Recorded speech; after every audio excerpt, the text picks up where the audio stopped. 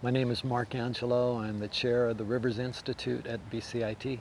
The Rivers Institute is very much an advocacy organization pertaining to rivers, but we have quite a broad mandate. We do a lot in the way of applied research.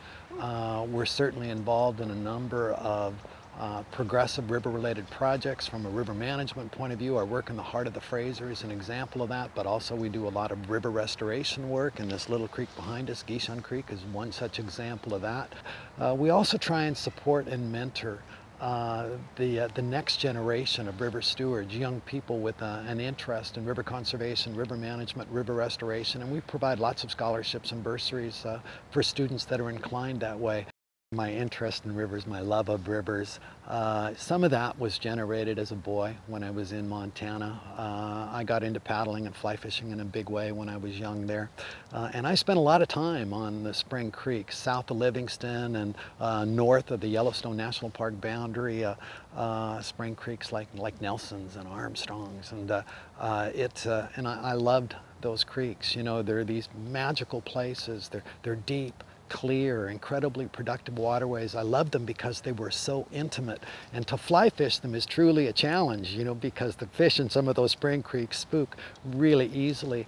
But I could spend a day on a spring creek there and just get lost in its magic and its wonders. So yeah, I've got a special place in my heart for those waterways. The Endangered Rivers list is something we've been putting together for 18 years.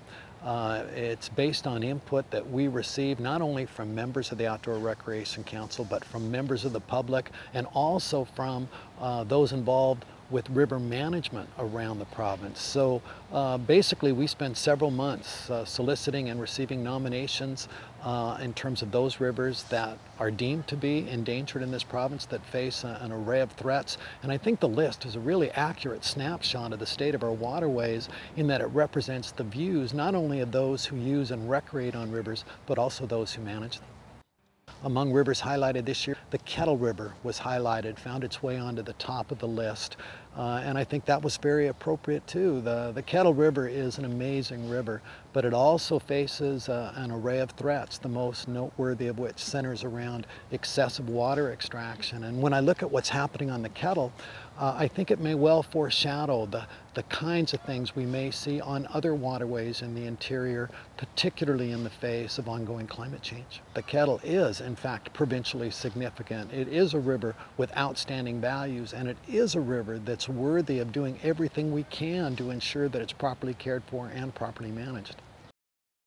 There's going to be lots of demand for water, there's no question. That's going to be, I think, the most pressing environmental issue over the next few decades. That said, I think we have to ensure that we find a balance, that we meet the needs of people, certainly, but that we try and conserve water in every way we can, and we strike a balance from an environmental point of view in terms of ensuring that the needs of fish are met, that the needs of wildlife who inhabit and depend on those river corridors, that their needs are met as well. So it's all about finding a balance, and my hope, my belief is that we'll get there. There are many, many people in our province and many, many people around the world who care deeply about our waterways, who have chosen to get involved and to try and make a difference. And when you come right down to it, it's individuals at the grassroots level that I think will be key towards any success we'll have in future in terms of protecting our waterways, both locally and globally for that matter.